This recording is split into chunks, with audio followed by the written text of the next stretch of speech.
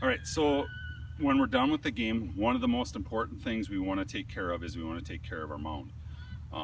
After the game, there's going to be a hole in front of the pitching rubber, and there's going to be a hole where the front foot lands. So what we want to do is we want to clear out all of the loose material as best we can.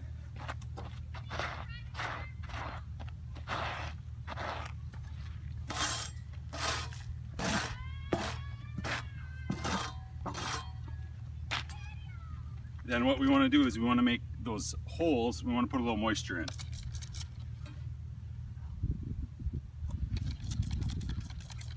The clay won't hold if the hole isn't wet. So we spray a little water in here. And honestly, at a half a bottle of water generally work. I generally just ask the kids if they have any water left in their water jugs. So you make those wet, and then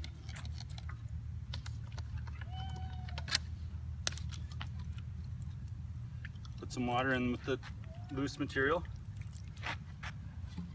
and you rake the water in,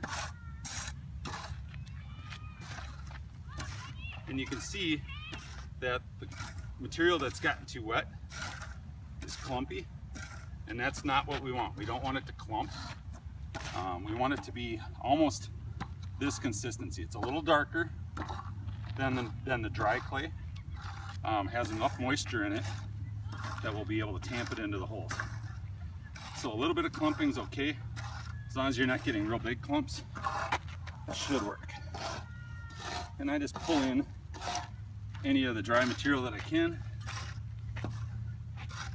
And this material is pretty good. This should work pretty well. So I'll pull that in here.